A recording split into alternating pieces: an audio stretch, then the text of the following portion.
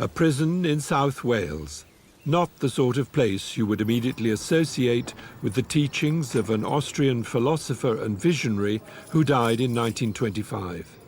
But Rudolf Steiner was used to challenges, and he challenged us.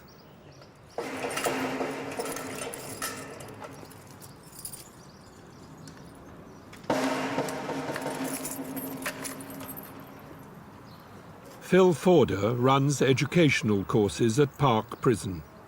Over 20 years ago, with a young son to educate, he came across a Rudolf Steiner Waldorf school and eventually taught there himself, first in the kindergarten and then for 8 years as a class teacher in the middle school.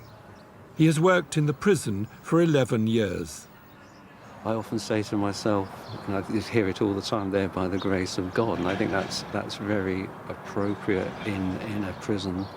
And you do come into life with strengths or weaknesses, and I think it's the job of a teacher, and that extends into here, is to help people to fulfill their potential, their destiny.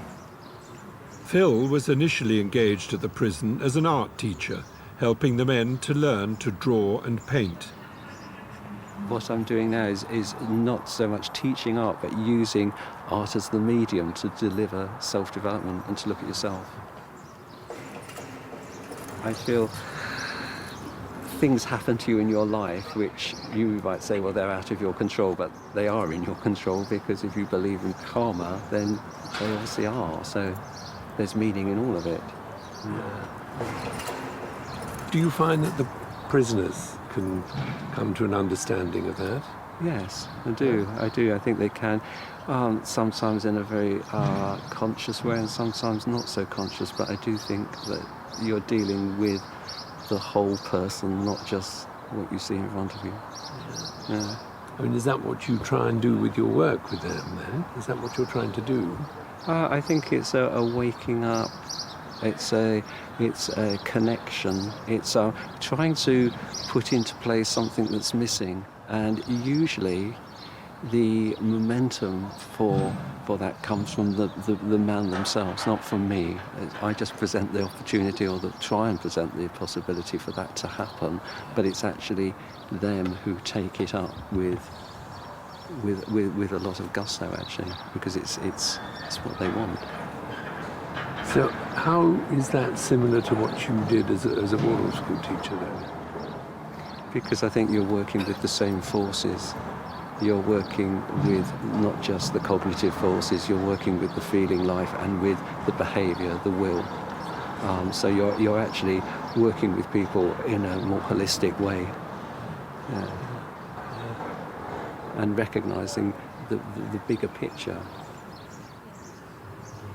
I think what Steiner was trying to bring was several things, but for me the main thing was that there's a lot more to our existence and what we perceive than meets the eye. What does meet the eye is that some people seem to be dealt rotten cards in life. Whether these situations are, in Phil's words, karmic or simply come about through chance is difficult to really know. But Steiner's statement, "We are slaves of the past, but masters of the future," is, I find, a helpful challenge, whatever the reasons and the circumstances in which we find ourselves. What happened yesterday clearly influences today, but tomorrow is up to us. Ruskin Mill in Gloucestershire is a Steiner-inspired residential college for young people between the ages of 16 and 25 who had, until now, for one reason or another, fallen through the educational net. They have, in the current jargon, learning difficulties. The students work on the land and in craft workshops, not necessarily to become farmers or craftsmen, but rather to experience what pupils in Steiner Waldorf schools in particular learn at an earlier age, to exercise their physical skills and coordination, and to actually make something as a sound basis for the more abstract and intellectual learning that follows.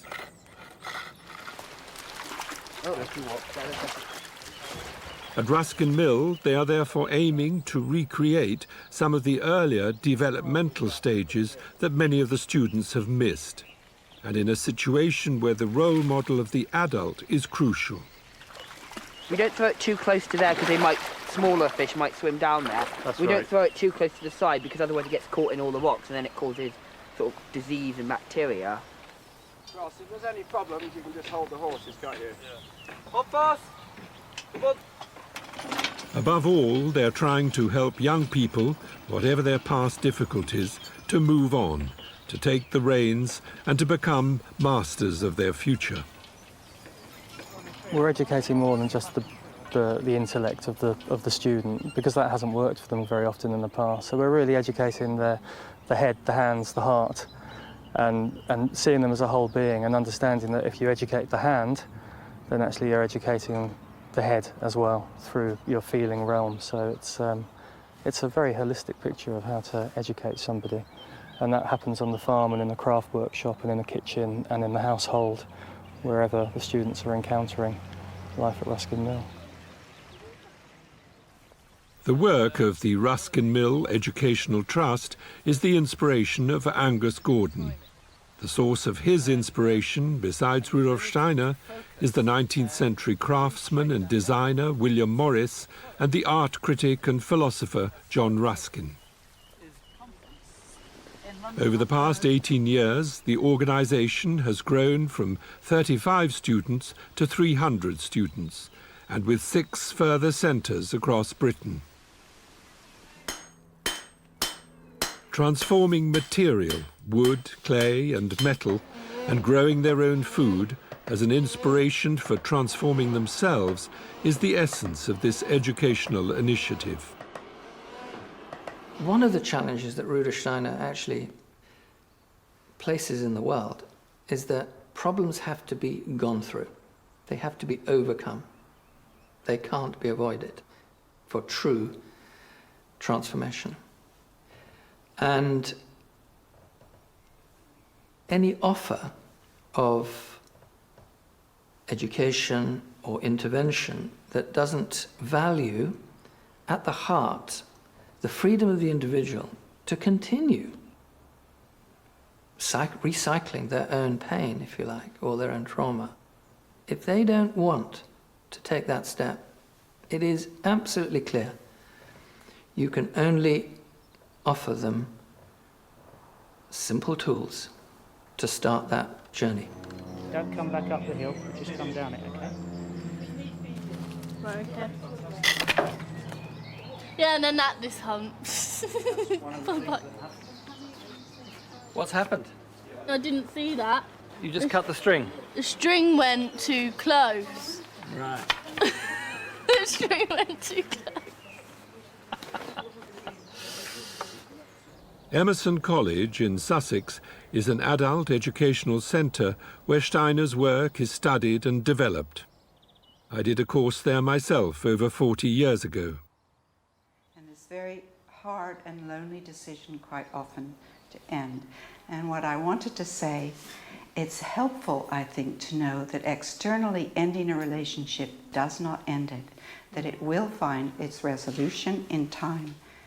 Relationships are the topic currently being explored for a diploma course in biographical counselling, underpinned by the notion that we're not just determined by the interplay of nature and nurture, but that each one of us has a spiritual biography, what Carl Jung called a person's story, and that the circumstances of our past lives play into each new incarnation, what is often described as our karma. Are you saying that our relationships, whether they be the good ones or the difficult ones, invariably have some sort of karmic element to them? Yeah, almost always. You could say that we share a past, we have met before, and the question is, what are we doing now? So almost invariably, we have a history with each other. And really, Steiner's very strong about that. It's really time to wake up to that, to let the other wake us up, to become aware of them, and through them becoming aware of ourselves. he talks about that we are each other's initiators, into the mystery of what is a human being. So to be able to carry that person in our thoughts with their particular struggle, even if we cannot live together. When we listen to somebody's story, we can sometimes hear this, and sometimes people say, I was born this way. I was born with this question. So I think already people have intuitions that this has come from somewhere else. So we don't remember, but we have a growing sense of, like, oh, hello again, I know you, or, oh my God, it's you again. You know, that kind of feeling. I think people do have that experience. And redeem the pictures of each other, because it's very painful for both partners to be carrying a negative picture of the other. But you're not trying to help people understand or remember their past lives. No, it's not about that. Because anyway, I mean, no, it's actually much more to the future. So can I understand what I've done in this life? Can I get in touch, get a handle on my own biography so I can take a step into the future? So it's much more future orientated. What's calling me? How can I realize what I've come to do, but not about what I have done or what I have been in my past life.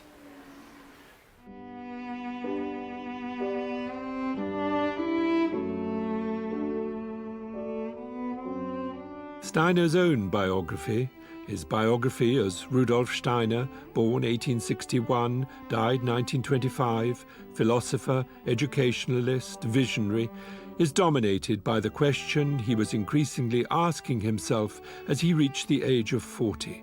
How long must I be silent? Already as a boy, growing up in the Austrian countryside, the son of a humble railway official, he had spiritual experiences about which he could speak to no one.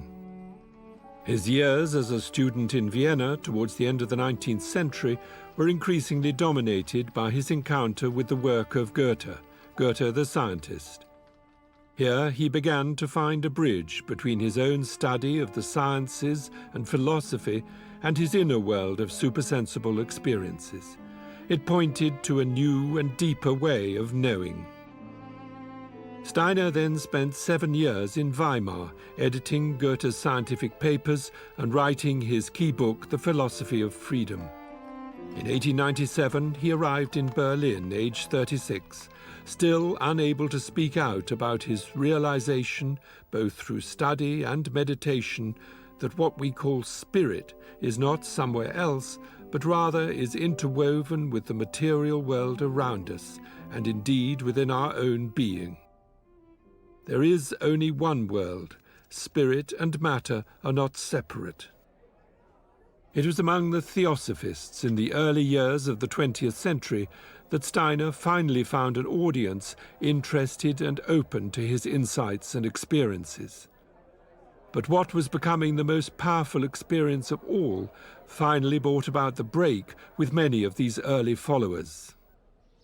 For the Theosophists, Jesus Christ was just one of many great teachers throughout history. For Steiner, Christ's incarnation, as a deed of huge cosmic significance, became a powerful and transformative experience. It's not a sectarian understanding of Christ, so I think he's not wanting to associate Christ too closely with the Christian church. I mean, I think the Christian church, sadly, is all too sectarian sometimes. For Steiner, it's a strong view of how humanity as a whole is transformed by Christ. Fraser Watts is a priest in the Church of England and someone with a long interest in the work of Rudolf Steiner. He is also a Fellow of Queen's College, Cambridge, and reader in theology and science. There's been quite a big tendency in the 20th century to do a retreat to some kind of subjective or existential understanding of Christianity. But Steiner is absolutely going in the opposite direction. For him, it is just an objective fact that the evolution of human consciousness was changed by Christ. I mean, take it or leave it. I mean, even if no one had known about that, even if there had never been anyone of Christian faith, for Steiner, I think that transformation of human consciousness would still have happened as a result of the work of Christ.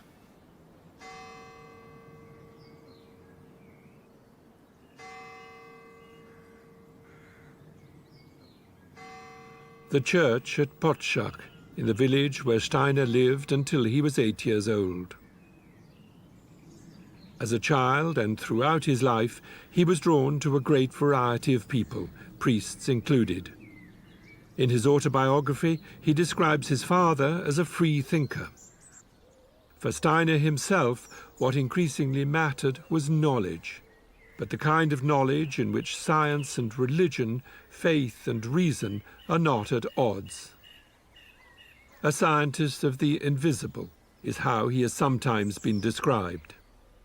I think the distinctive thing about Steiner's approach to that is to want to find some scientific approach to religious and spiritual questions.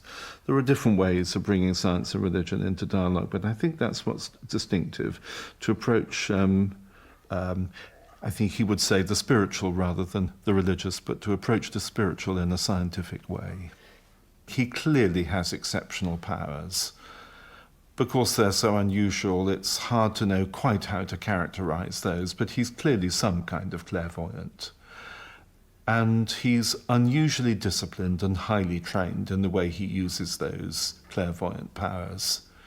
And he has such a serious sense of purpose to leave the world a better place as a result of his mission. And arising out of that, all this great outpouring of practical activity. And I don't know of anyone else who spans all those things, really, has the exceptional powers, is so disciplined with them, so purposeful and so practical. I think that's a unique contribution. Why is Steiner not better known, do you think? It's an interesting question why Steiner isn't better known. I think there are various reasons. There's something off-putting about his writings. I think that has to be said. What style, you mean? Yes. Style and content, I think. And also something off-putting about the society, the kind of following that he has sometimes built up around him, which can look rather too cult-like from the outside. Not at all what he wanted, I think, but it can look like that. The network of people interested in Steiner's ideas is worldwide and growing. Here in Hyderabad in South India, several hundred are gathering for a conference of the Asia-Pacific region of the Anthroposophical Society. Anthroposophy being the name Steiner chose for his movement after his break with the Theosophists. Most, if not all, of these people would reject the notion of a cult, in that as teachers, farmers, doctors and therapists, although interested and inspired by Steiner's insights, they are working hard to make these insights their own and to take them further, as well as to learn from important developments in education, science, medicine and psychology since Steiner's death nearly 100 years ago. I'm originally from the UK. I met anthroposophy 34 years ago in a school for handicapped children near Reading. It's now a Waldorf school. At that time it was a special school. Some severely disadvantaged children there. And I worked as the gardener. And my wife worked as the cook. And for me, meeting the work of Rudolf Steiner was like finding water in the desert.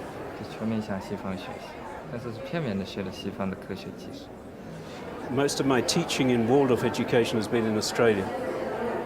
And in the last few years of still teaching in Australia, in the 90s, I already started to come to Asia during my holidays and made contact with various very grassroots initiatives beginning the Waldorf schools. And little by little this grew, and now I work full-time, really. And particularly now in China and Taiwan. What is the response then to Steiner in that part of the world? It's exploding. It's phenomenal what is happening in China at the moment. I would say the people who come to the training courses and seminars and the initiatives that have started in China, those people, I would say, are hungry. They're really hungry to find meaning in their lives. They're hungry to connect with the outside world. And they're deeply grateful. That is my experience, and this is what gives me energy. The mainstream education in China is very, very tough, very, very competitive, and the children, they're forced to study from very young, from kindergarten back to 3 years old.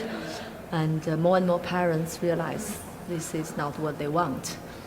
And actually, like the world of schools and kindergartens, most initiatives are parents. Ancient China was also very much part of my pathway towards anthroposophy. And I think what they find in the work of Rudolf Steiner is the holistic context within which everything has meaning and everything has an importance. And so it was in their own culture. To be an artist was at the same time an expression of being a human being. To whatever it was that one was doing, one was part of something greater than oneself, and the ethic was to really put yourself fully into what you were doing. Yeah, so I think they recognize something of a culture that has been broken in China through many events. There are some people who want to bring back that culture into Waldorf education. It's like make it an entirely Chinese education. But there are others who take, in my view, a more balanced point of view and recognize the ancient world has gone. Yeah? We live in the modern world. But we can go forward in this modern world and re-find the ancient world in a modern context. And that's, for me, what anthroposophy does. And it's fascinating for me that all the different cultures I've been to, and I've had the privilege of traveling cheaply, I have to say, but traveling to many, many parts of the world. And again I found that people there can say, like here in India, they can say, but anthroposophy is just a repetition of what we already know, yeah? And so many people have the wrong understanding that Steiner just gathered this and this and this and put it all together. But the reason that they can find their own culture in anthroposophy is because within anthroposophy there is something intrinsically human. It is universal. And this universality expressed itself in the past in all the different healthy cultures. And in today I feel that what we are in the process of doing all around the world, not just people involved with anthroposophy, but we are creating a new culture. I am a Zoroastrian, and in Zoroastrianism there is nothing like karma. It's resurrection theory there. So for me, karma, there wasn't resistance. In fact, I found my answers to some things that happened in my life. Karma was one of the sort of tool for me to understand why things happen. And Steiner's view made me look at my own religion in a different way.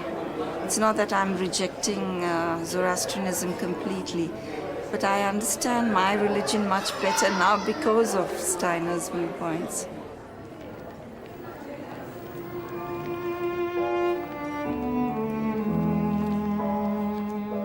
A key message running through many of Steiner's lectures and books on humanity's spiritual journey is that evolution has essentially been an evolution of consciousness, and therefore that our relationship to nature, to each other, and indeed to the divine, to God, has gradually changed.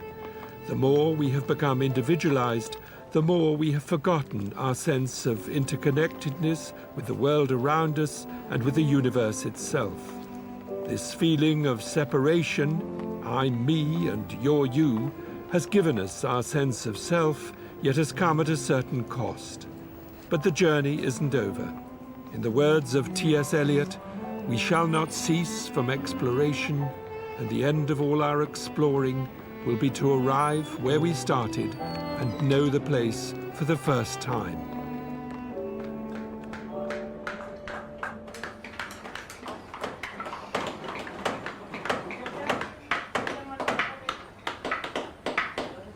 While in Hyderabad, I visited one of India's 7 Steiner Waldorf schools, 4 of which are in Hyderabad.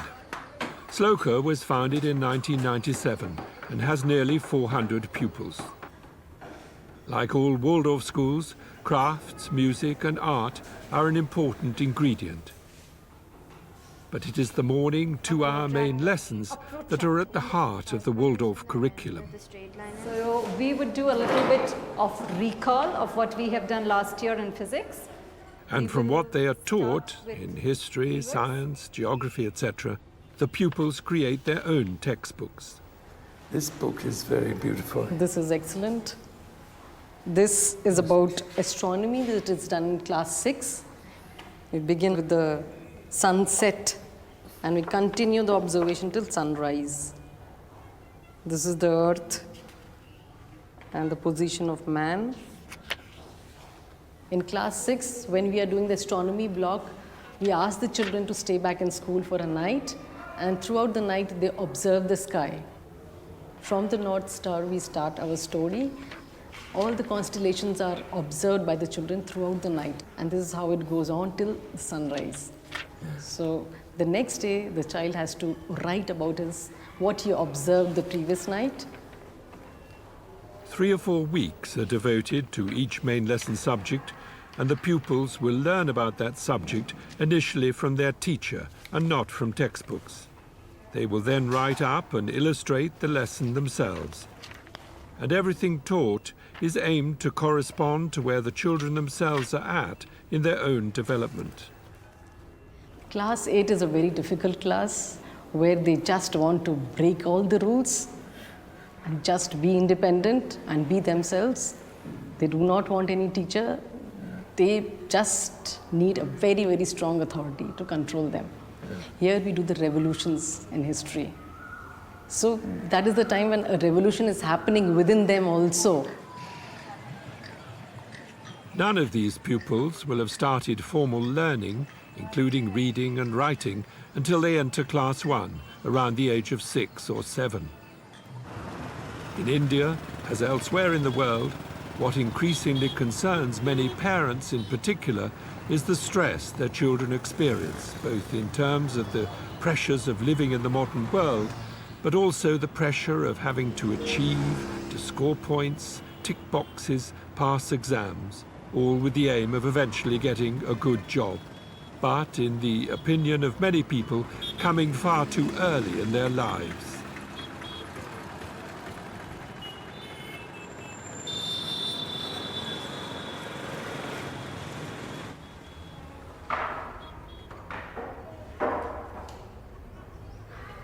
At Sloka's kindergarten in Hyderabad, the emphasis is on a very simple and rhythmic routine of creative play and stories, or simply having time to watch and wonder.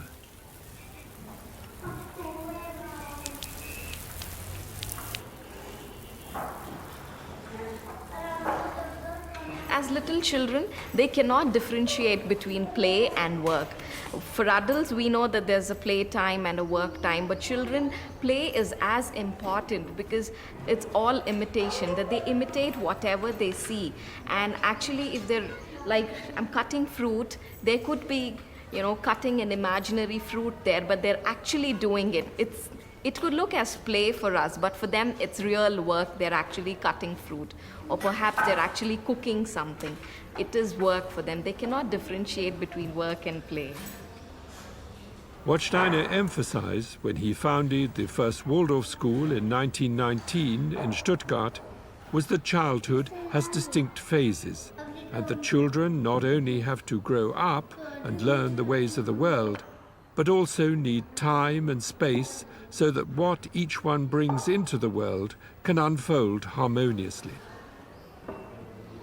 Trailing clouds of glory is how Wordsworth expressed it, though some of the baggage we carry on our backs, maybe from past lives, is often far from glorious.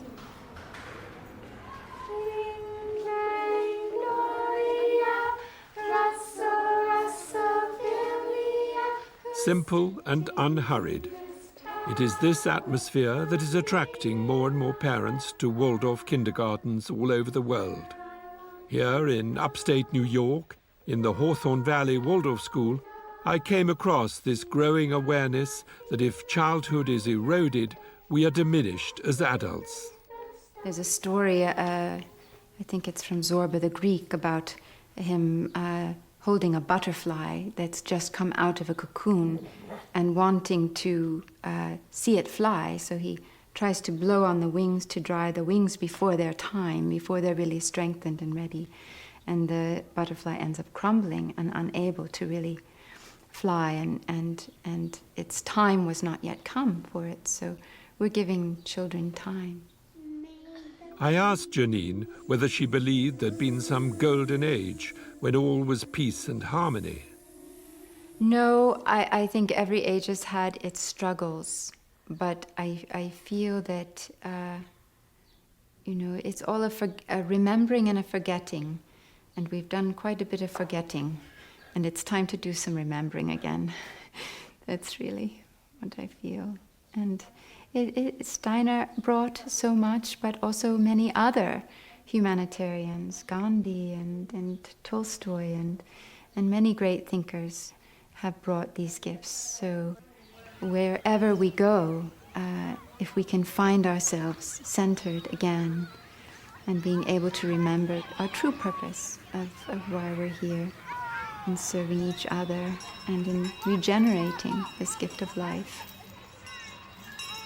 The teachers who come forward to work in places like the Hawthorne Valley School, one of over 100 Waldorf schools in the USA, share what many other people feel these days, a view that education is not just about imparting knowledge, but is also about awakening and nurturing what the children already know. Tell me about your... Torrin Finzer is chair of the education department at nearby Antioch University in New England, and General Secretary of the Anthroposophical Society in America. Which grade is she in now? 4th grade. The great crime of our time is that in too many educational settings, the adult consciousness, the intellectual adult consciousness, is pressed on the young child in the name of performance, in the name of academic achievement. And that is a great crime to childhood, because what's happening there is you're denying the innate qualities that live in the child at that time.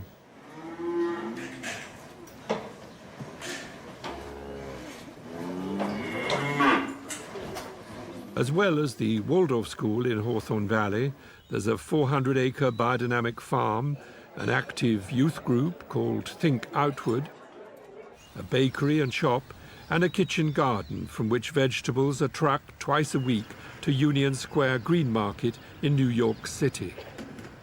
Coordinating this whole Hawthorne Valley operation, an attempt to tackle our day-to-day needs in a healthier and saner way, is Martin Ping. There's a lot that doesn't seem to make too much sense anymore, and yet we've grown up with it.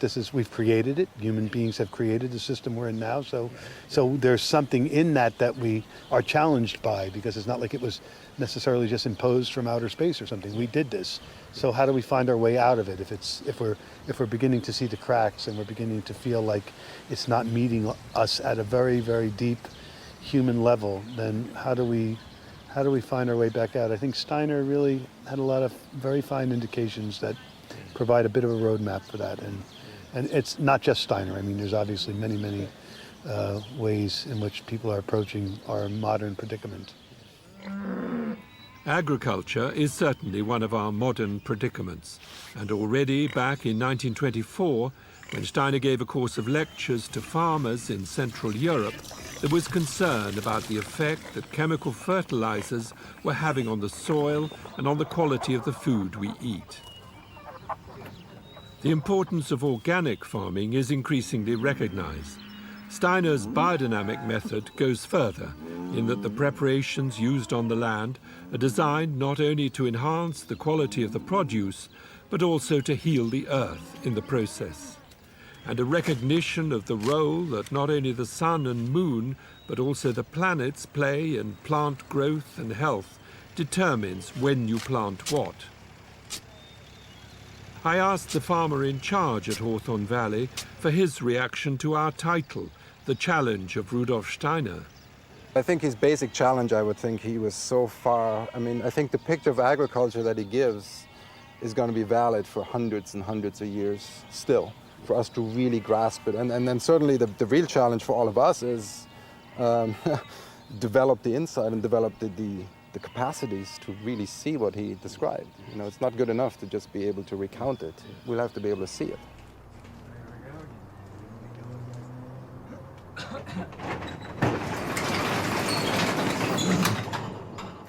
To develop insights and capacities of their own is what these two modern-day alchemists are trying to do in this Californian garage.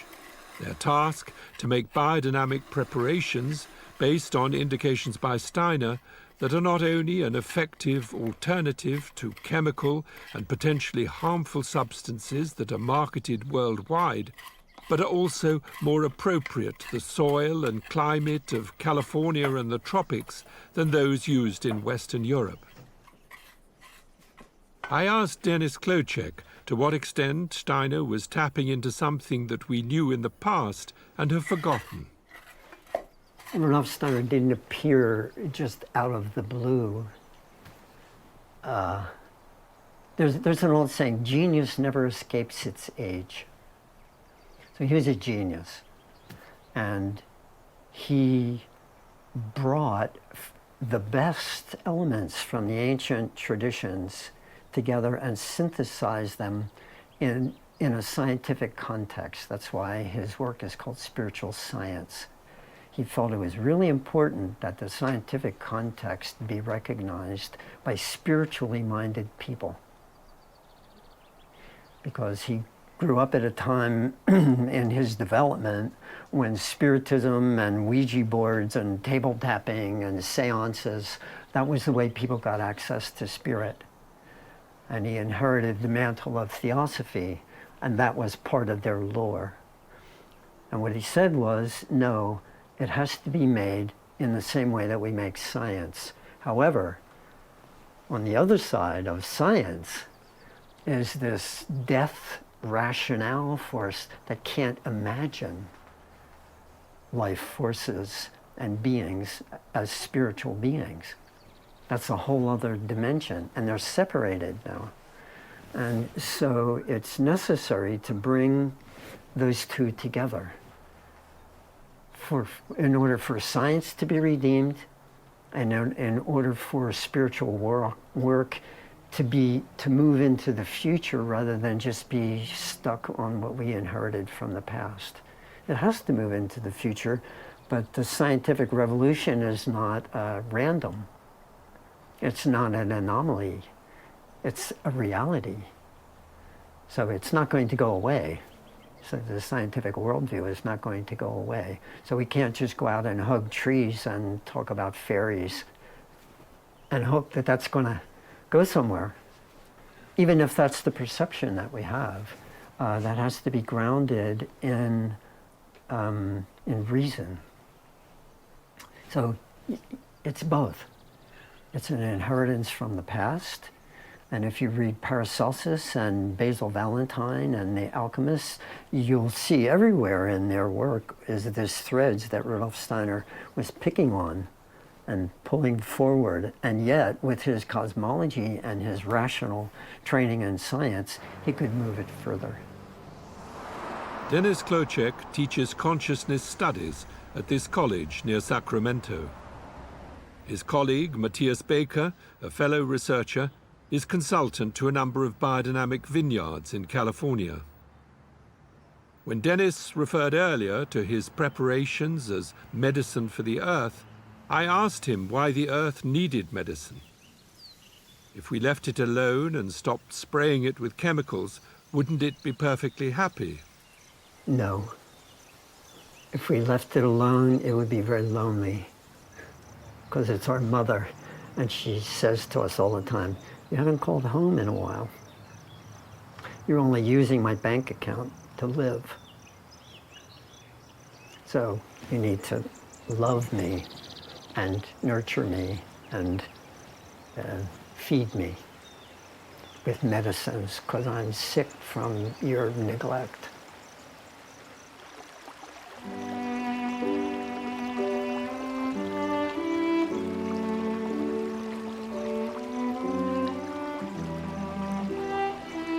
They say in esoteric circles, if you don't have the organ of perception, if you don't actually work on yourself to perceive in the proper way, you just see the world as it is, not as it could be.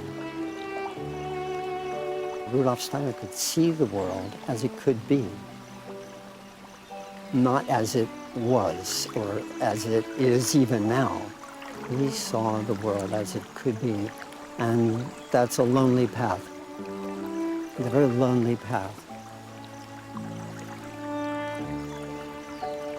For me, what is unique about the work of Rudolf Steiner, what's inspired my life about it, is that it's not just a tradition.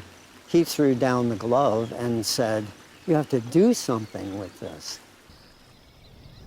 The Benziger family have been doing something with this land for over 30 years. Biodynamic wine is becoming highly prized, not just here in California, but across the world. And like all biodynamic farms, this enterprise avoids the modern trend for monocrops.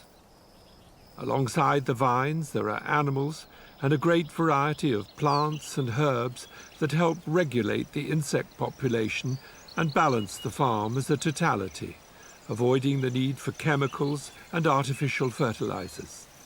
They call it the insectary. Basically, it propagates with bugs, then they sort it out. We have some good bugs and some bad bugs, then they slug it out here. And hopefully what we do is we have a balance, so that they're in here eating the plants and eating each other instead of going out there and eating the grapevines. Because if we were monocropping, then we put a huge bullseye in the back of that grapevine, because the only thing that's green is that grapevine, so every bug is going to fly and eat that. Here, we have a wide expanse, so there's a lot of things on the menu, not just the grapevines.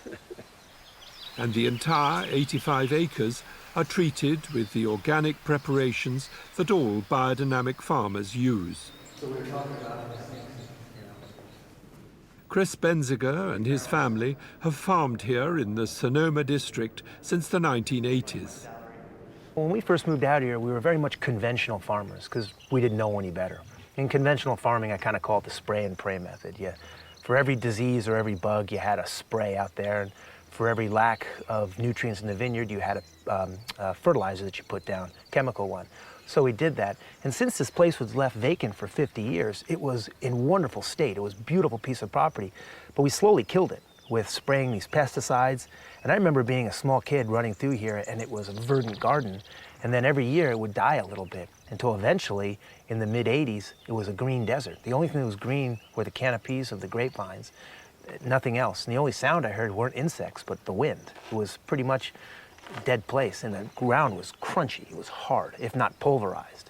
And so we had erosion issues, and then worst of all, the quality of the wine was diminishing. We were really putting scars on this land that we couldn't heal. We realized very quickly we had to do something.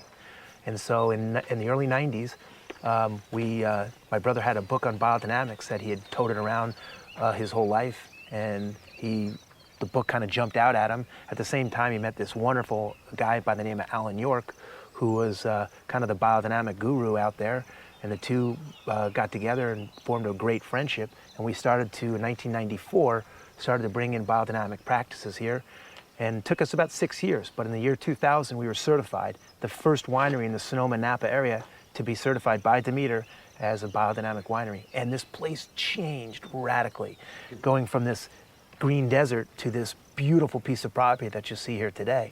It's gorgeous. It's alive on many levels.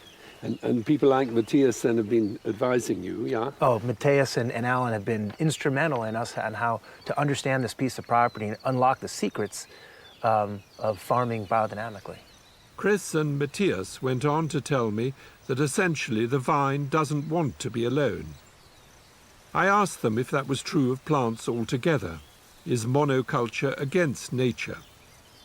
I personally think it absolutely is. Yeah, and we see that because nature always fills the gaps in terms of where the balance needs. So you'll see disease pressure, funguses, or different insects that come in to kind of help break down that monoculture in a sense. And there's evidence there that shows that nature recognizes it as an imbalance. Chris, you've got this wonderful visitor centre. People come here and look around. And what's the public's reaction to biodynamics? First is wow. I didn't realize all that went on to make a bottle of wine. That's the first thing that they kind of say. And then they go, a lot of them say, well, that's how my grandfather farmed, or that's how my old uncle back in the old land farmed. So there's this natural kind of understanding of it, of how it should be. And then there's this kind of, wow, I wish we could do that. You could see everybody wants to get a little dirt under their fingernails when they come here. And they understand that it's a very complicated system on one hand, but also an extremely simple system on the other, because it's following Mother Nature. The idea is we are so inbred to hang on to the steering wheel and drive Mother Nature. It's really hard to take your hands off the steering wheel and let Mother Nature drive. But there's a lot more to what you're doing than what's called organic agriculture, isn't there? I mean, it brings in this whole element of the planet. I mean, what do people think about that? Well, there is a little element there where people think, whoa, that's crazy. But it's funny because when you explain to them rhythms and things like that, then they get it. But when you just say cow horn and biodynamics, they think, what the heck's a cow horn for? But biodynamics is more than just cow horns filled with cow manure that are buried in the earth for 6 months over the winter before spraying the substance that's created onto the land. What underlies Steiner's picture of nature, and indeed the whole phenomenal world, including ourselves, is an invisible realm of beings, some more evolved than we are, some less so, that support and sustain life in its fullest sense.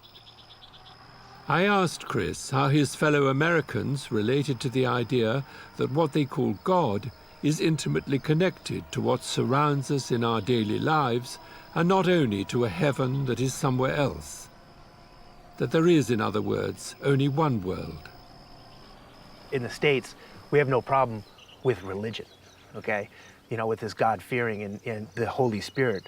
But those same people that go to church on Sunday have the hardest time understanding natural spirits, the rhythms of nature that, you know, their God supposedly brings here. They don't see that part of it, these natural systems. So it's very hard for people to, they understand religion, but they're not spiritual in the sense that they don't follow what's happening naturally right underneath their noses. Instead, they want to have a chemical package tell them that this is better than actually following a natural rhythm, which I don't understand, because the beauty is right here.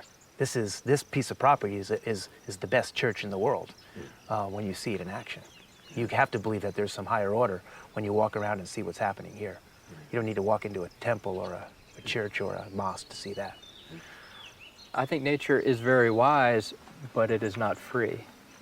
We are not very wise, but we are free.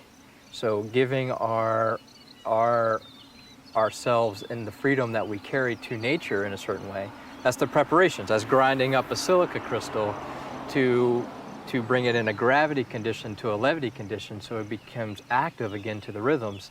That is our work. But it's the wisdom that is in nature that teaches us how to do that. So I'm not saying that we're wiser than nature. No, the creative, if I was to try to build a plant, it would not happen. It wouldn't work out too well. It wouldn't work out too well. So that's what I'm saying is there's a language, there's a script in there that is amazing.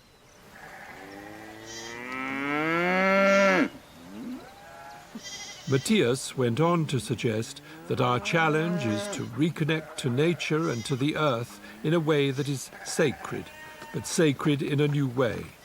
And that for him, the essence of Steiner's message to farmers is that the work they do on the land needs to be accompanied by the work they do on themselves, a message that could apply to all of us, whatever we do.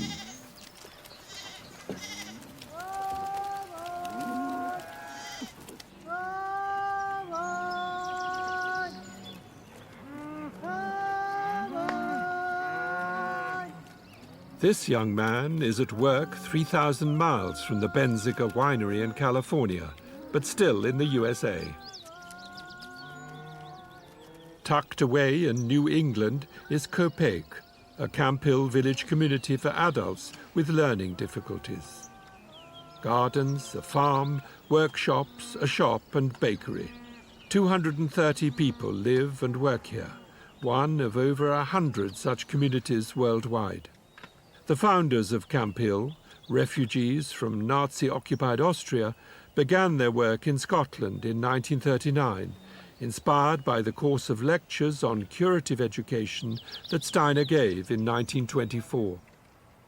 Camp Hill's approach is, and always has been, that behind the mask, behind the damaged and sometimes thwarted lives in which some people find themselves, lives an individuality as whole as every other person, but, like all of us, on their own particular journey. They contribute to the community to the best of their ability, and it is often their vulnerability and openness that helps heal the turmoil that surrounds many so-called normal people. Vulnerability, but often great skills and patience. In this case, important work in Kopek's seed marketing enterprise. Seeds that are open-pollinated and therefore able to produce plants from which further seeds can be produced, in contrast to the hybrid variety marketed by the large seed companies, which produce outwardly impressive plants, but plants incapable of reproducing themselves. Tell us, or maybe without laying it down, you can just... Penny Baring teaches on a course for young people training to work at Kopek. Originally, she studied journalism, but her social conscience, so she told me, and her wish to do work unconnected to a system of wages drew her to Camp Hill. I asked her what she thought Steiner's unique contribution had been to this sort of work. I think one of the greatest things he's put into the mix as far as how we understand or relate to a person with disabilities is the fact that this is not the only life they will have, and that it's possible to do things now which will give them the possibility to have a future incarnation which is whole and healthy. So that's the one thing, but I think another thing is that through our efforts to understand what people call abnormality, we come much, much, much closer to understanding what humanity itself is. Often on my first day of class, I stand in front of the blackboard and I have a piece of chalk and I ask people to say, what's a human being? And they go through all the list of this speaking and walking and thinking and standing and on and on and on. And then I say, very well, and then I start erasing. Okay, are they still a human being? They're still a human being, and gradually taking things away. And of course, people are left a bit stunned to realize that even without many, many qualities, a human being is a human being. What is a human being? Perhaps the most important question that Steiner addressed. But have his insights from the very beginning remained imprisoned almost by some of the people who call themselves anthroposophists?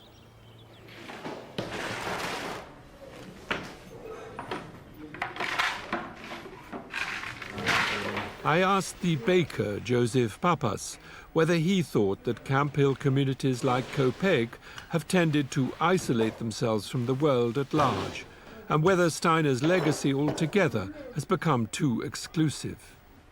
I guess it can be, though I don't know that it's specific to his legacy as such. I think that isolation tends to happen with any sort of content that comes into the world. And I certainly would never say it was his intention. But yeah, you know, I can say it seems in the biography of this community that there was a time in the growth of the community that it seemed really important that it more or less separated off a little bit in order to grow and to become strong, and then maybe that's also can be reflected in the individual as an inner process as one comes to terms with oneself. But I certainly feel like in this community, but also in this region, there's a lot of feeling that we're now at the point where we need to grow a bit beyond our borders. Where we walked to school each day, Indian children used to play, all about our native land, where the shops and houses stand, and the trees were very tall, and there were no streets at all, not a church, not a steeple, only woods and Indian people, only wigwams on the ground, and at night there's prowling round. What a different place today, where we live and work and play. Please have a seat. Jack Petrush has been a Waldorf teacher for 30 years, and this is the 4th time he's taken a class through the 8 years until the children reach the age of 15.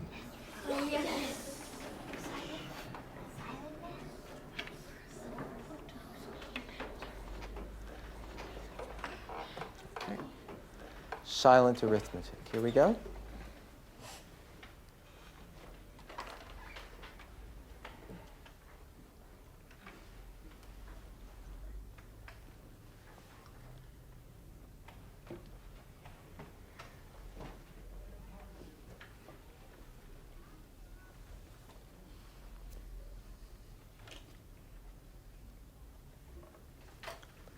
Reverse the digits.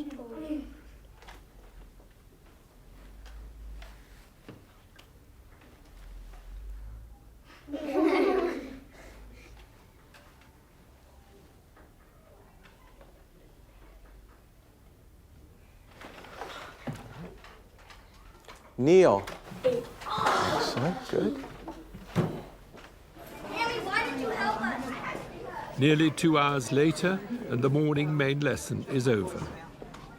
One of Jack's concerns is that in the Waldorf school movement, there isn't always sufficient interest and appreciation for some of the positive things being pioneered in mainstream education. On the other hand, mainstream appreciation of Waldorf methods is also not much in evidence. I asked him if any sort of dialogue is taking place. I wish I could say that it was happening in a marked way, but it happens more in small ways. There are educators who are coming out of mainstream who can appreciate what Waldorf has to offer. Good, listen carefully. But unfortunately, they're few and far between. And in our climate in America, with No Child Left Behind and the tremendous pressure on testing that came out of the Bush era and is continued, unfortunately, with President Obama, it's very hard for the ideas that are essential to Waldorf to resonate within the educational community. There's just too much pressure. Oh, see, this one was one bit.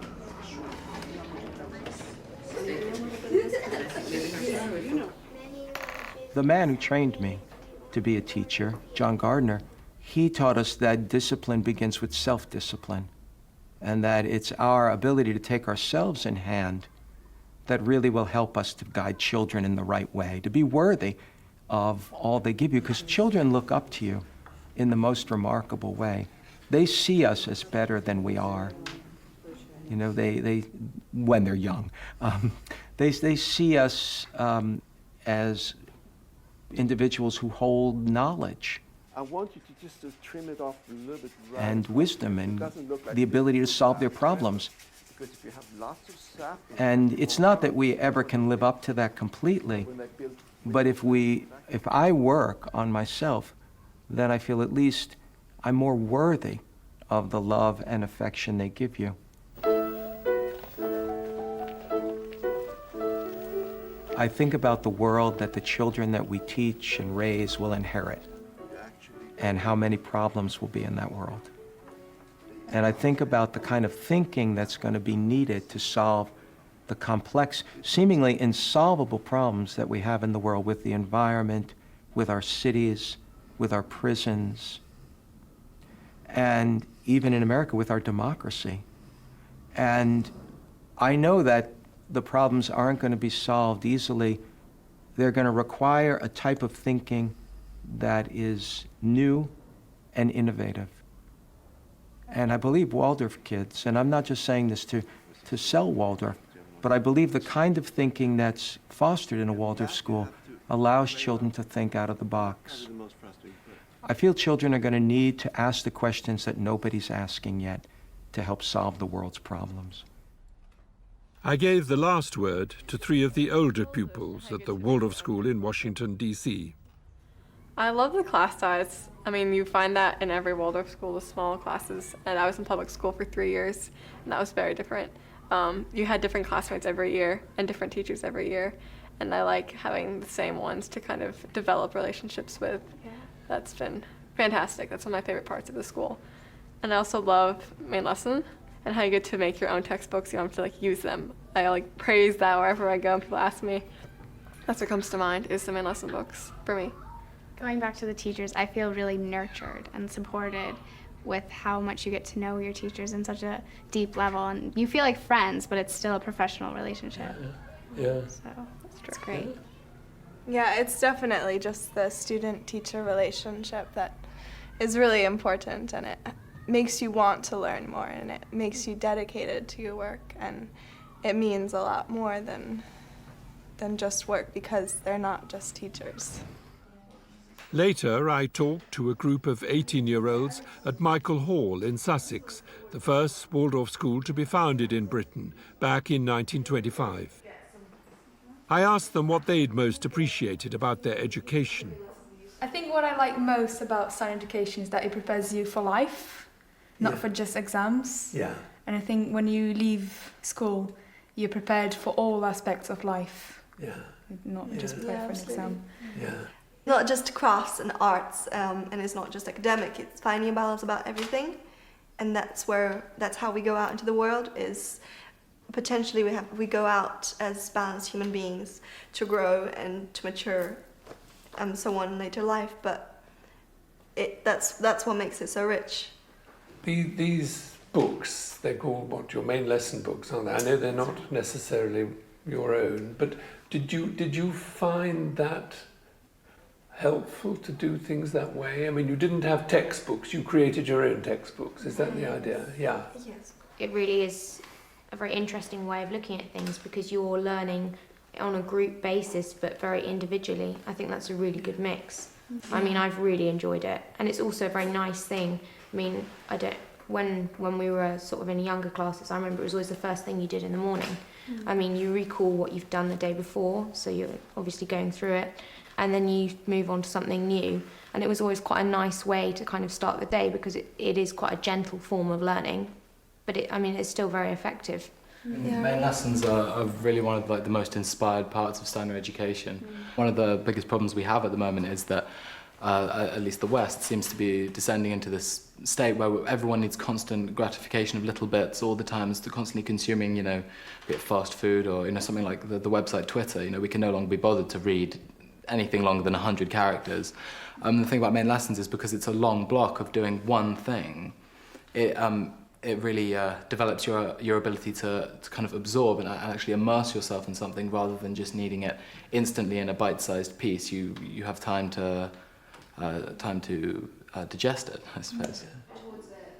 Michael Hall, like nearly all Waldorf schools in Britain and America, is a private fee-paying school, thereby putting it out of the reach of most children, not at all what Steiner would have wished.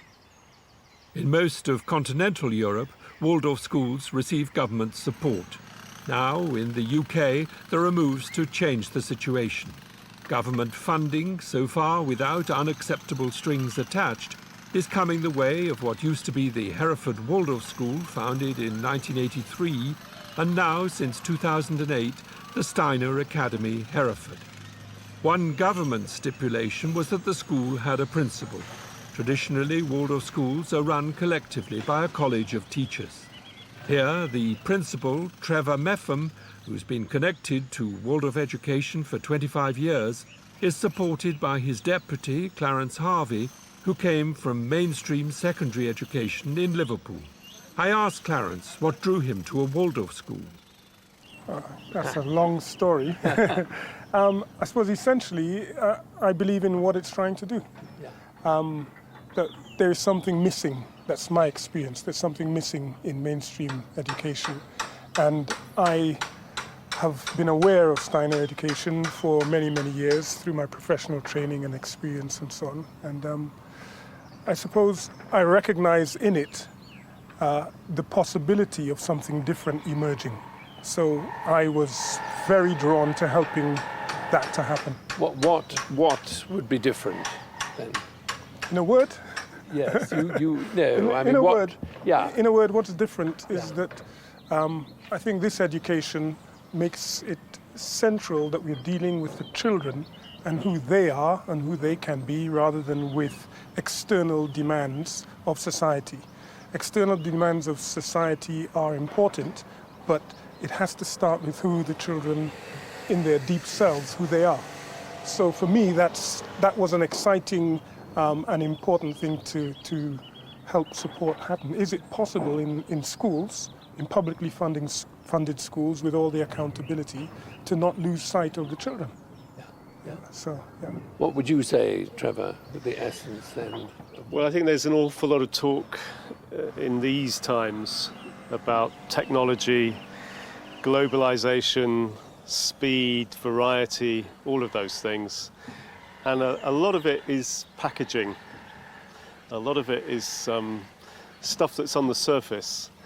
But I think, echoing what Clarence just said, I think there's a really important need not to bring about globalization of the world, but to bring about humanization of the world.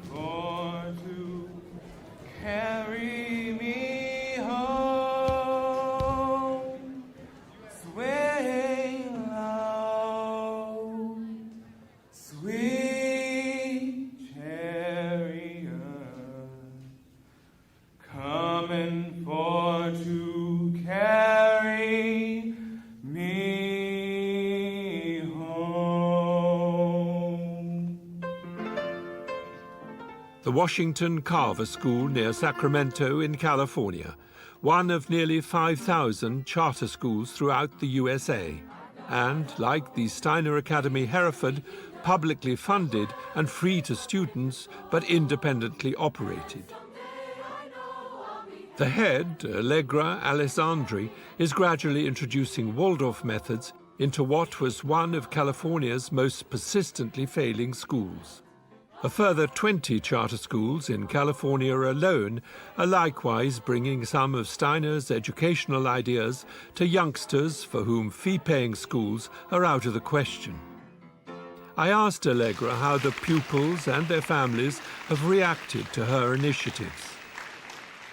Is there resistance, or do respond? Well, because we are a school of choice, students opt out of their large comprehensive high school to come here. So they're making a choice to be here.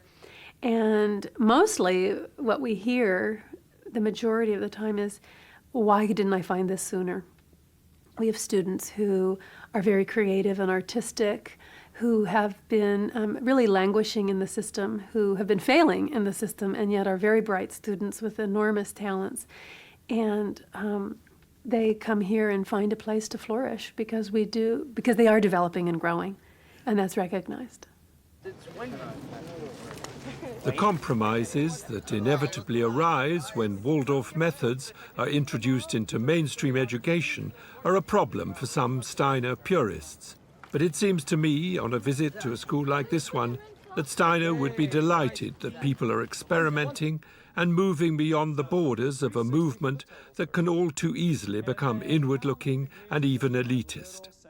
And perhaps most important of all, Allegra and her team are making an important contribution towards helping and encouraging less fortunate young people.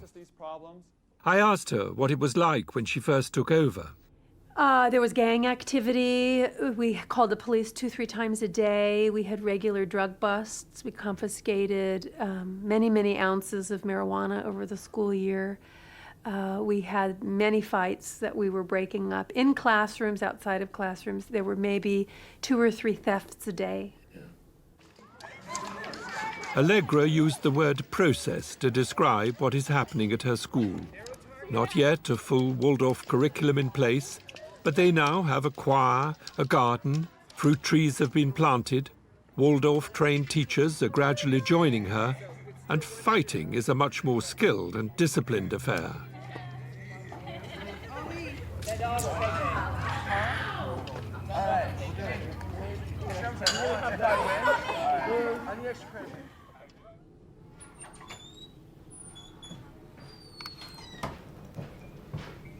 Rudolf Steiner never visited America, but he did travel extensively in Europe during the last 20 years or so of his life, delivering over 6,000 lectures, as well as writing books, plays, and a collection of meditative verses. Walter Kugler is in charge of the archive related to Steiner's work up until his death in 1925. It's housed in the basement of this building, across the meadow from the Goetheanum in Switzerland, the center of the Anthroposophical Society that Steiner founded. It replaced an earlier wooden building which Steiner designed and worked on with an international group of helpers for nearly 8 years, and which was destroyed by fire on New Year's Eve in 1922. Steiner drew up plans for the replacement, this time made not out of wood but of concrete, but he never lived to see its completion. What did survive the fire was this huge carving which Steiner created along with the English sculptor Edith Marion and known as the Group. Steiner referred to the central figure as the representative human being. In some people's eyes, it's an imagination of what St. Paul proclaimed, not I, but the Christ in me. The carving is also a depiction of the 2 polarities that Steiner saw as key ingredients at work in human nature. One, that he identified as Lucifer, is the influence that gives us our sense of self, independence, and creative potential. But if taken to extreme, leads to pride, selfishness, and a flight from our tasks on earth. The other influence, Steiner called this being Ahriman, is what helps us to keep our feet on the ground and to live in the here and now. But again, if taken to extreme, encourages us to believe that only what can be weighed, counted, and measured is real. All else is fantasy. Our task is to hold these 2 polarities in balance. And Steiner didn't leave out the role of humor on this arduous journey. Jung would have called Lucifer and Ahriman archetypes.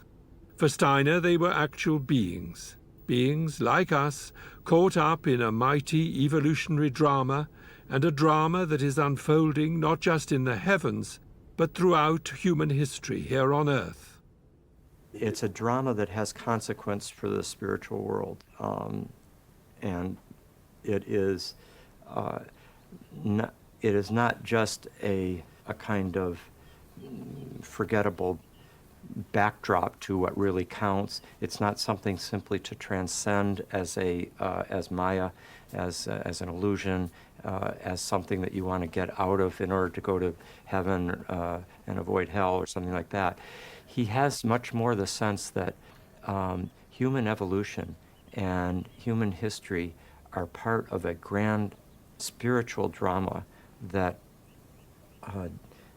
transcendent, beings and forces and realities are attending to and are in some sense participating in and are interested in the consequences of.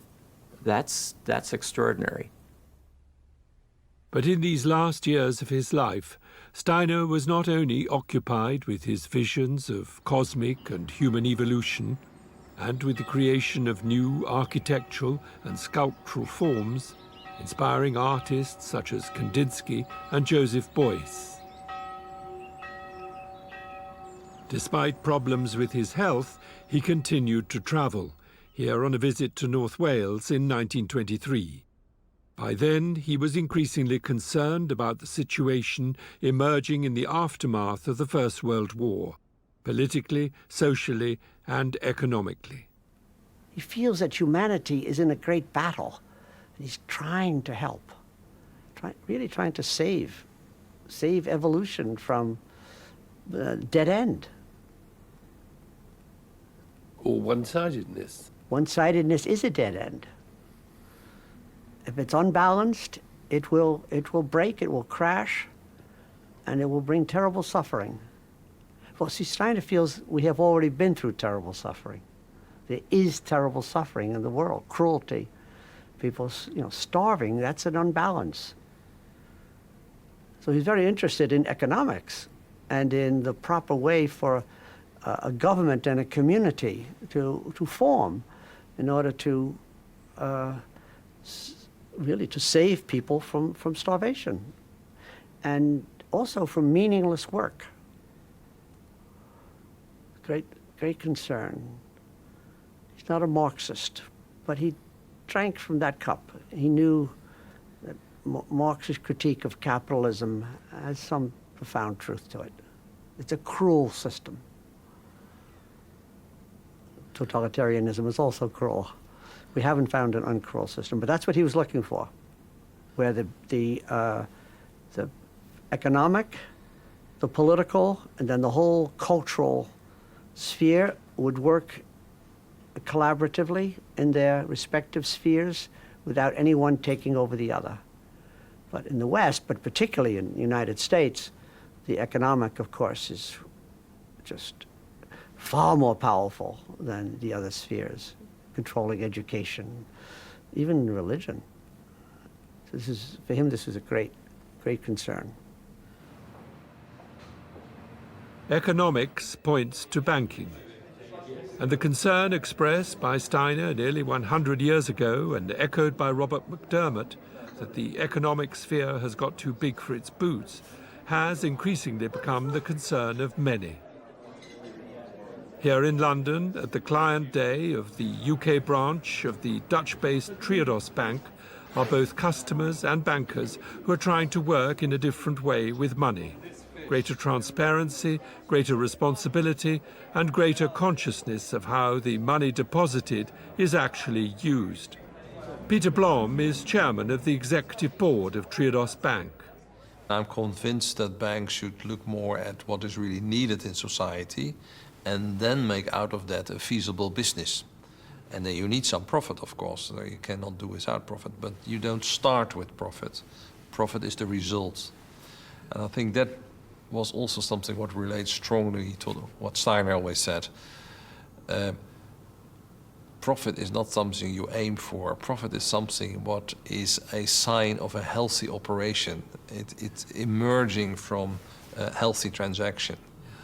And that is a much better way of looking at profit than putting it there as a goal, as an objective, and make everything work for that goal.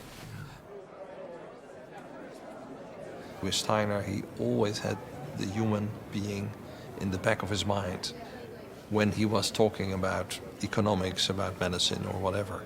And that is an important element what we can learn about, because most of the thinking now, we exclude the human being.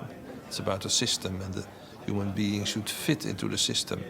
And what he did was saying, well, let's take each human being as a starting point, and let's design something around that, what can work to serve human beings. And that deeper principle, I think, is quite important.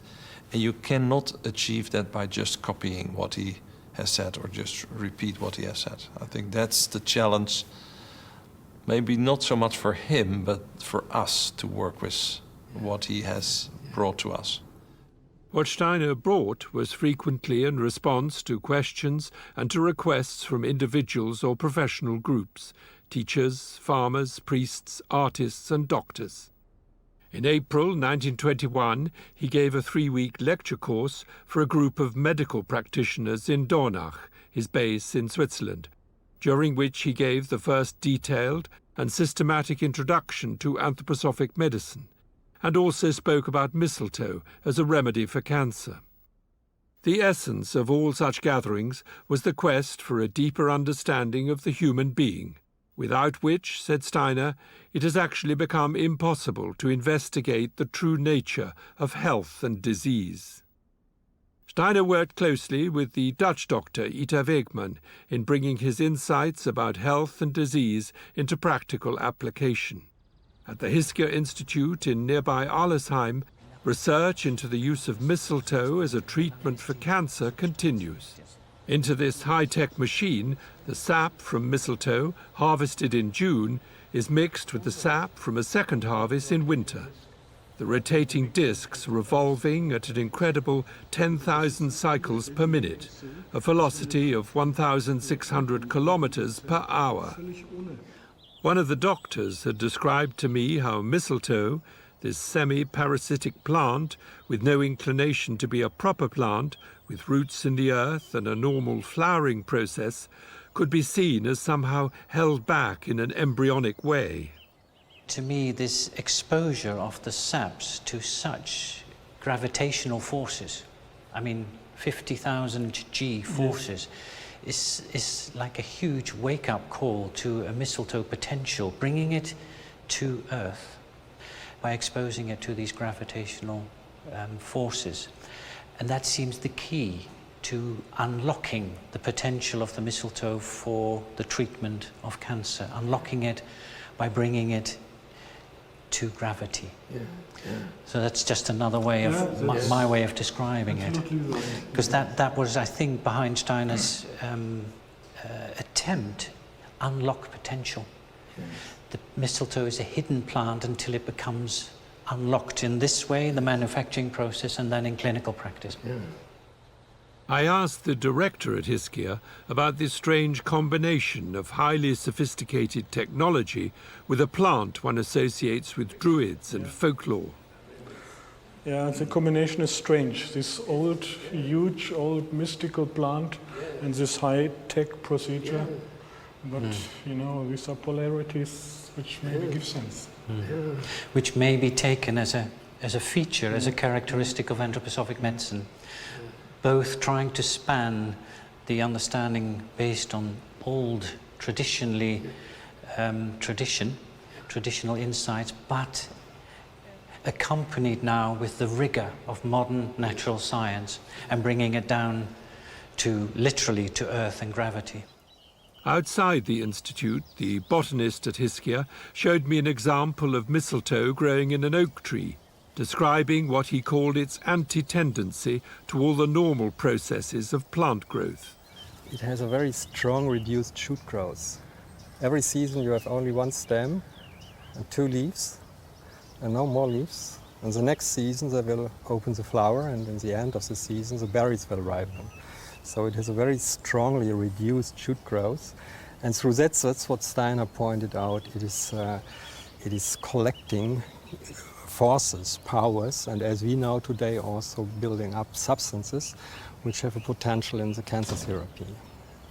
Because Maurice, I mean, you're a doctor. You use this mistletoe. What actually is it doing? It's not a cure for cancer, is it? Steiner introduced it in 1921 publicly in one of his lectures as a potential medicament that could help cancer treatment. Not, as you said, necessarily as a cure, but research has shown there have been many cases collected already where cancer with mistletoe treatment alone can have quite a powerful effect, and some patients even go into remission. Mostly, over the last research has shown, and Helmut already indicated, the substances have been looked at and studied in great detail now, and more is now understood of why this may be the case, why it may be a helpful remedy. Why is it? Well, it's something to do with its peculiar botanical properties and the very unique composition of substances inside. And the most studied substances, I mean, there are the hundreds of different substances inside, but the most that have been studied and are understood are the lectins and the viscotoxins, two substances that seem to have a direct impact on the cancer, and equally important, an impact on the immunity, the patient's immunity, the possibility of one's own natural forces to deal with and to an extent overcome cancerous processes.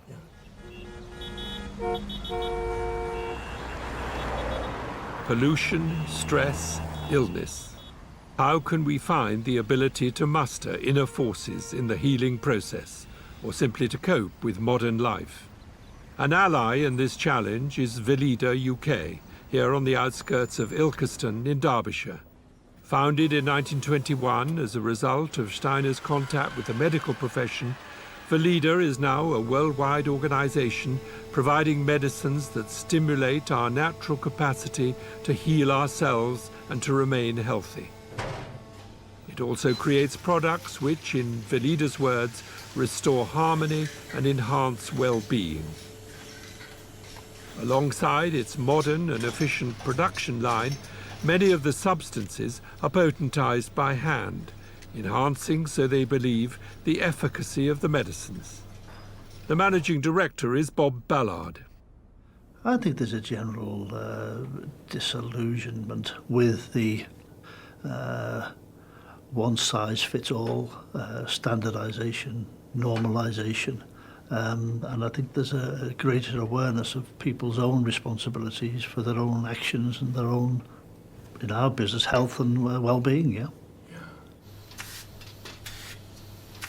There's so many side effects with a lot of the conventional medicines, not all, but there's a lot of side effects because of this one-dimensional view of the human being, you know, as a machine, and if something breaks, you just fix it, yeah, without a total awareness of what's the implications of that on the rest of the body, yeah.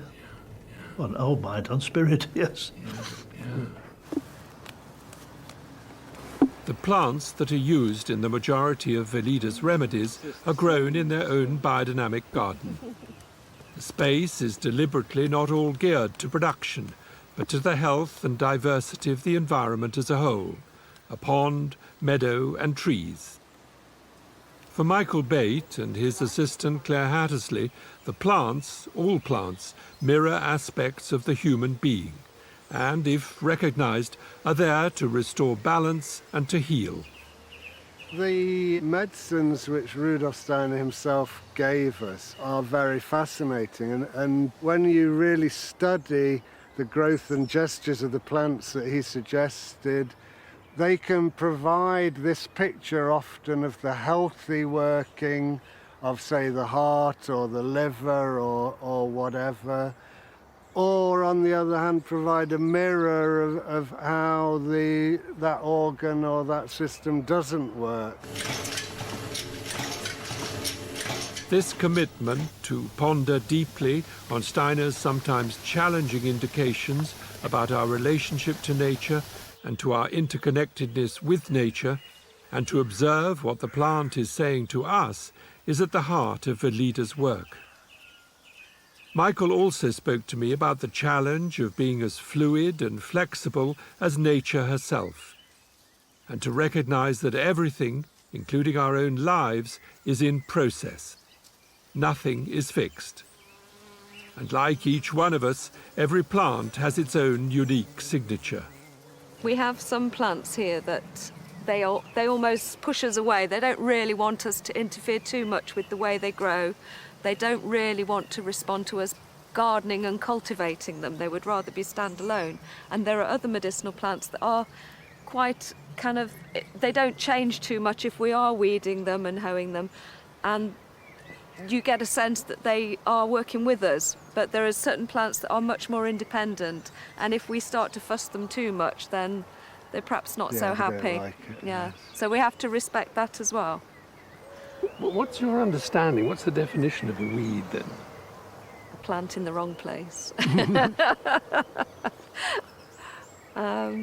I see weeds very differently now since I've worked at Something that's very difficult to grow if you want it. Really? Yeah.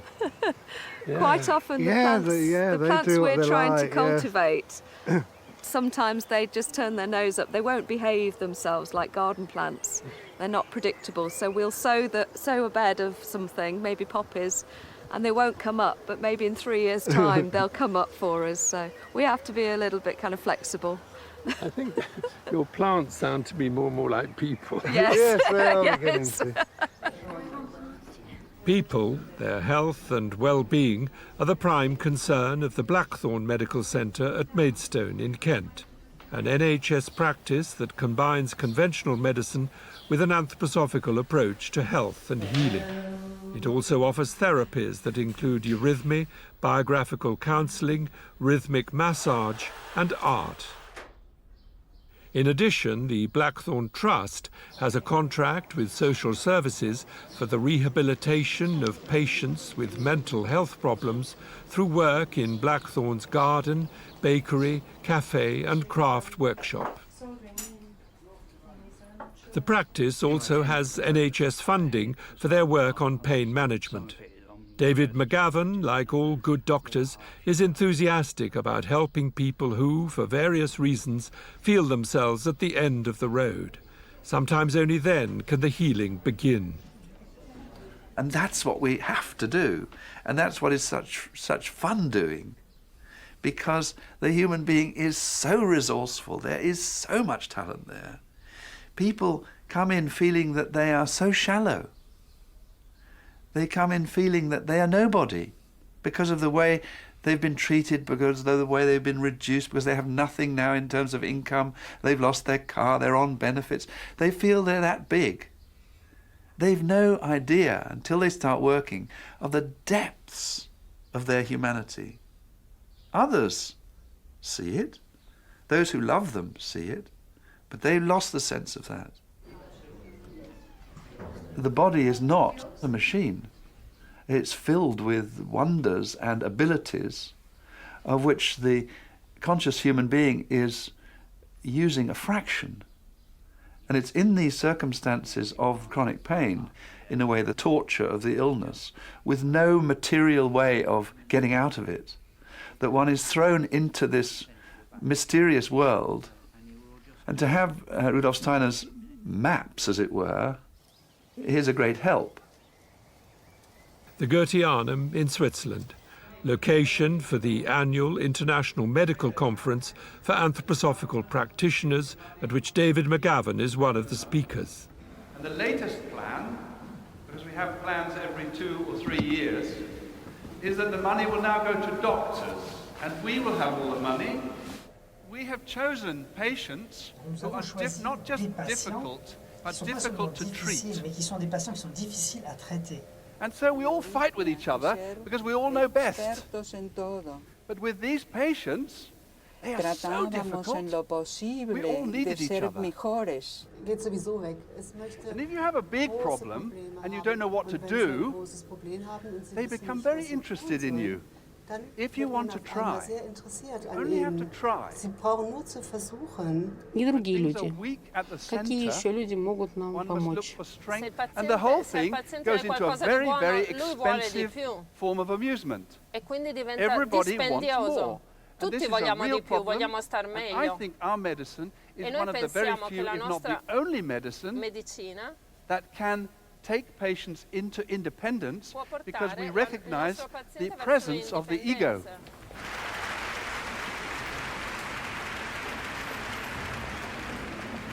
There are nearly 3,000 doctors worldwide who've taken the additional training in anthroposophic medicine. Alongside an increasing number of hospitals, clinics and surgeries offering treatments informed by and developed from Rudolf Steiner's indications.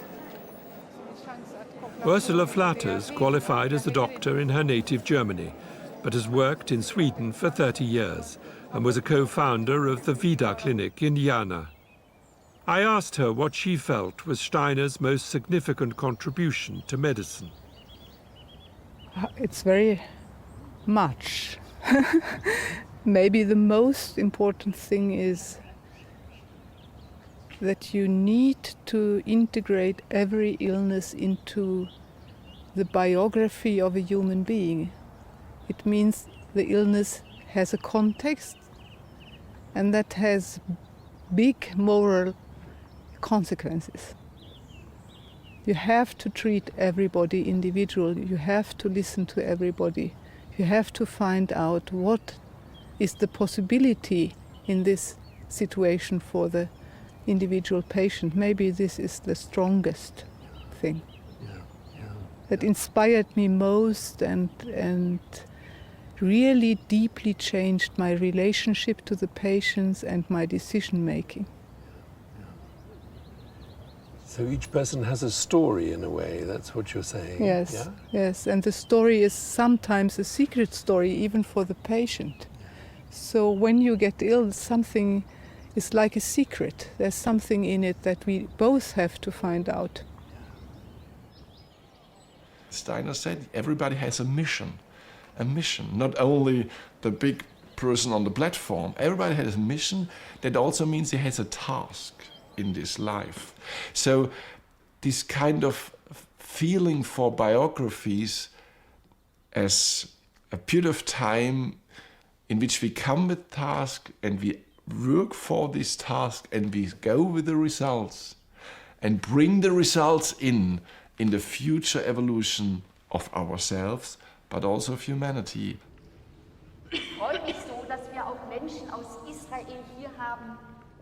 Michaela Glöckler worked as a pediatrician in Germany before becoming head of the medical section at the Goetheanum. Steiner's concept of spirituality is that every human thought is a spiritual power. That what you think will be reality of tomorrow. That thinking is not just a cloudy thing.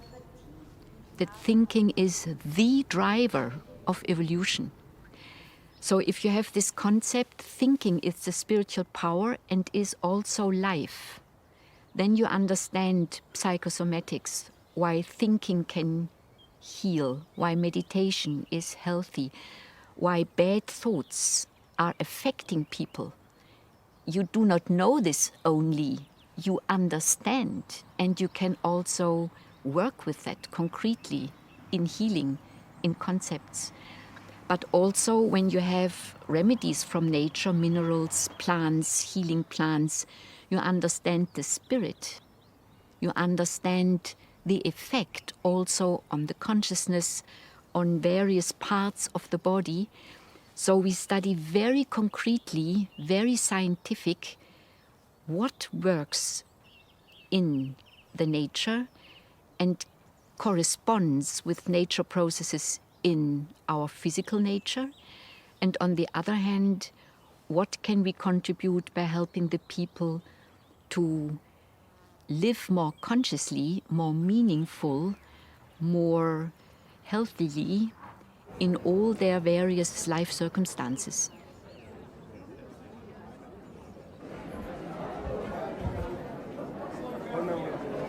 Michael Evans is a general practitioner from England who also runs regular courses in anthroposophic medicine for doctors in the UK and in India and the Philippines.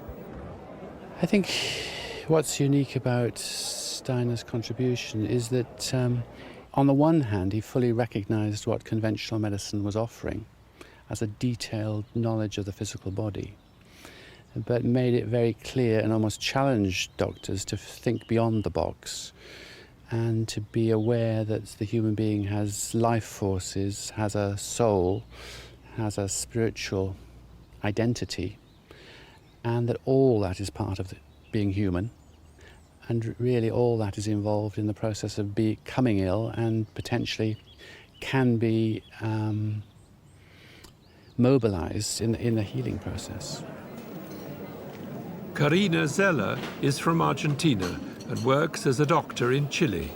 I was always very interested in spirituality, and I had the experience both the science and the spirituality are truth.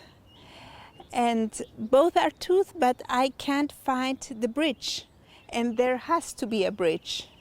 Science and spirituality. Yeah, because I was always very interested in science too, and I was searching, looking for the bridge, and I couldn't find it. And I read a book of Rudolf Steiner in Ita Wegmann, and I said, here is the bridge that I'm looking for. Are you optimistic about the future and medicine? One of the things that people have said about anthroposophic medicine is that it's the medicine for tomorrow. I suspect it's the medicine for the day after tomorrow. So it needs really the long view. So I'm optimistic in the long view. Not quite so optimistic in the short term. Do you see an element of tragedy in Steiner's life? The fact that he did die quite early? Yes. Certainly, I think the whole life is, from one point of view, it's a tragedy. I think he was suffering a very lot. Because? Because I think his insights were so far-reaching that he didn't meet enough people to understand quick enough. But from another point of view, you can say love is always a tragedy. You come with something really new. It was really an impulse of love, I think, so it must fail in a way. To begin with, looks like that, because he was not the big star. He connected to people, he wanted to work with people, he took them as they were.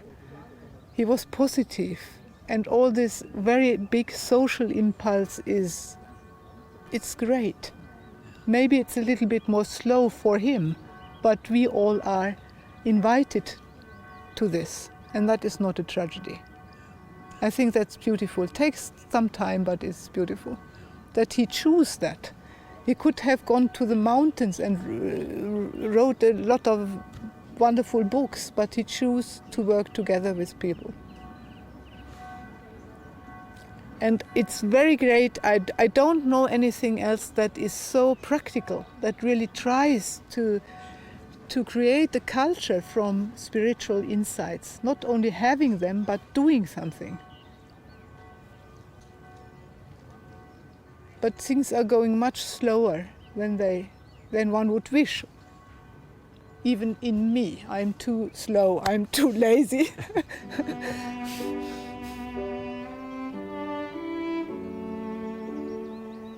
Slowly but surely might be one way to describe the progress of Rudolf Steiner's legacy, not only in medicine, but in all areas of daily life. He died nearly 100 years ago, on March the 30th, 1925. During his lifetime, he frequently spoke about death and in particular about the bond that continues between those of us on Earth and those who are no longer physically present. And to the extent that we are open and aware of those we have known and loved, so can they continue to help and inspire us. And we, in our turn, can communicate to them insights and experiences that can only be learned in the here and now.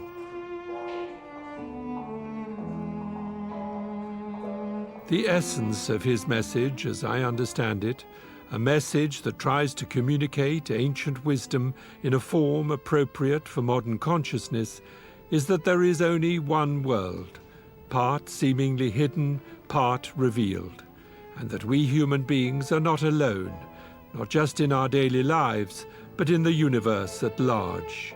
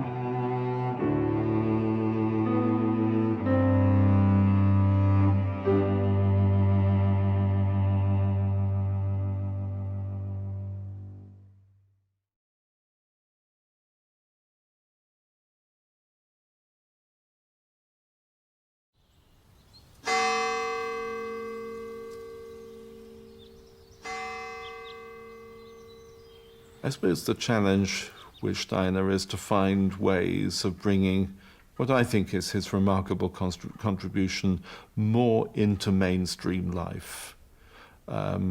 He's very largely neglected in academic circles, and I can understand the reasons for that, but I still think he's a very interesting and important thinker, and I'd like to find ways in which he could be brought more into academic study. I'd also like to see ways in which his practical initiatives can become integrated into the ordinary fabric of society more than they have been. I mean, he has been rather too much a kind of specialist, almost cult figure for a small minority.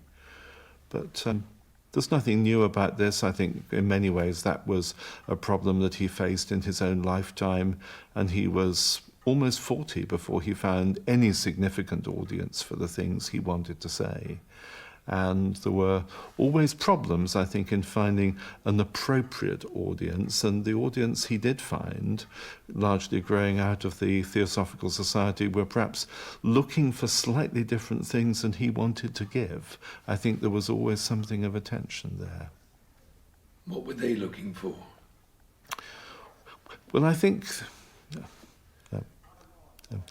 those early members of the Theosophical Society were looking for a wisdom teacher who would tell them how things were. And Steiner could do that, but he was also someone who developed this philosophy of freedom, philosophy of spiritual activity, and, as he so often emphasized, didn't want people to accept things simply because he told them they were so, but wanted to explore things for themselves, to find their own path. So I think there was quite a disjunction between the kind of great leader that his followers were looking for and the kind of leader that he wanted to be. A very non-authoritarian leader, I think, is what he believed in being. That's what he thought was appropriate for the modern times in which he was living. I think there may have been sometimes a slightly controlling aspect to his personality that was at variance with what he thought was appropriate and necessary, but on the whole, it's what he thought was necessary that won through, rather than his sometimes controlling instincts.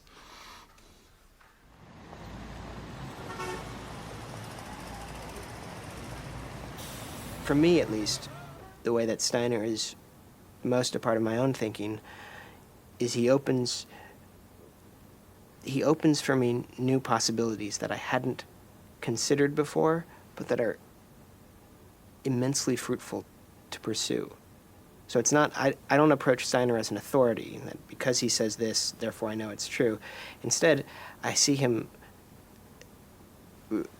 sort of radically expanding the areas that I can look at. Before reading Steiner or some of his interpreters, I felt like my vision on the world was much narrower, where now I can open to there's a whole number of different areas, all these different rooms I never knew existed that are very much worth thinking about. And some of them I don't know what to do with, and I just let them pass. I'm not all that concerned to try to refute Steiner. I mean, who needs to, right? So as I was saying about the Van de Graaff generator, one often tries to imagine what would Steiner's life and hopes be like today or in the near future. You know, imagine him returning, reincarnating, if you will. Would he acknowledge the society he created, or would he have something very different in mind? You know, I think there are a couple of ways of coming at the question. One is to say, to whom was Steiner directing his hopes, his aspirations, his efforts? And it was to humanity. It was not to a small community of anthroposophists. You know, when he started the Waldorf schools, he did not start them for a few tenths of thousands of students, which is what we have now. He had an idea and a vision of the effects of his interventions in education as affecting every child. So there are 45 million school children in the United States. We've got 100 schools, Waldorf schools. Say each of them's got 300 students, you know, so you've got 30,000 students. You have 45 million other students. So it was never meant to be an enclosed community of practice or of belief or anything of that sort. It was meant to be a way of envisioning and understanding the world, oneself, that was to have the broadest possible impact. An impact that would help human beings generally.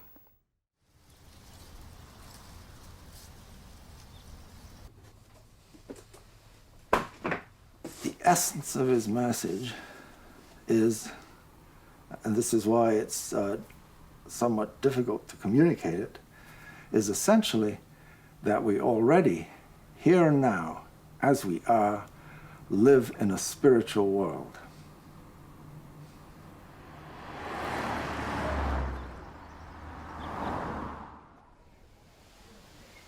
Steiner challenged us to take our own thinking very, very seriously. He challenged us to think way beyond the logical framework of what's inside the box, but to make connections in our thinking which we could continually test.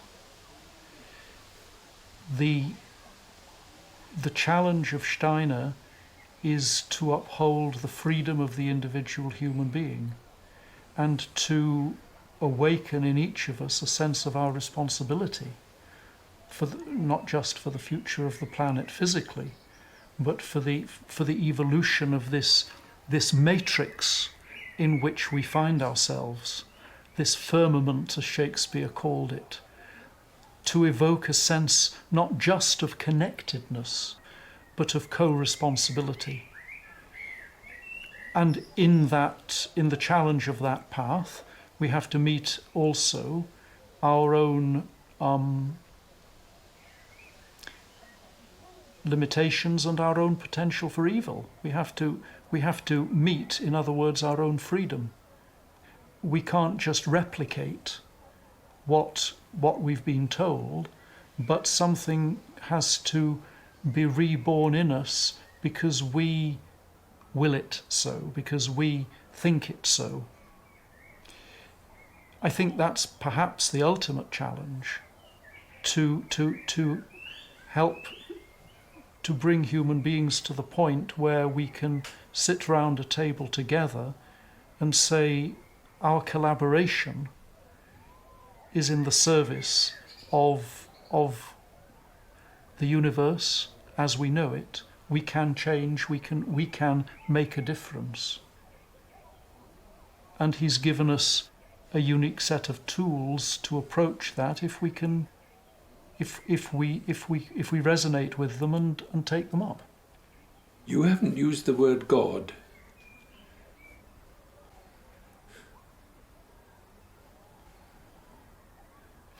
This universe that we live in is God.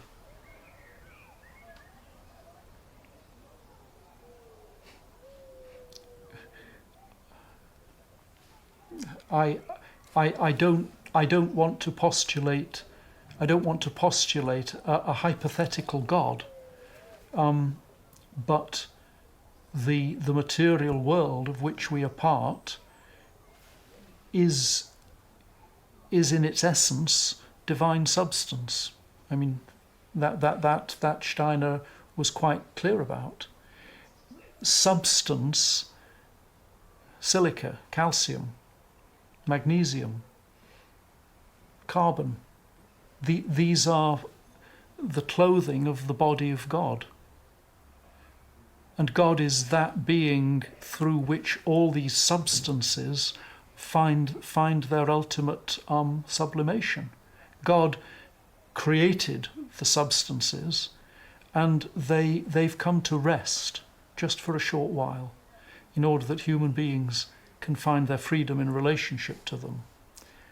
And I think at some future point we will all go into a kind of process together again.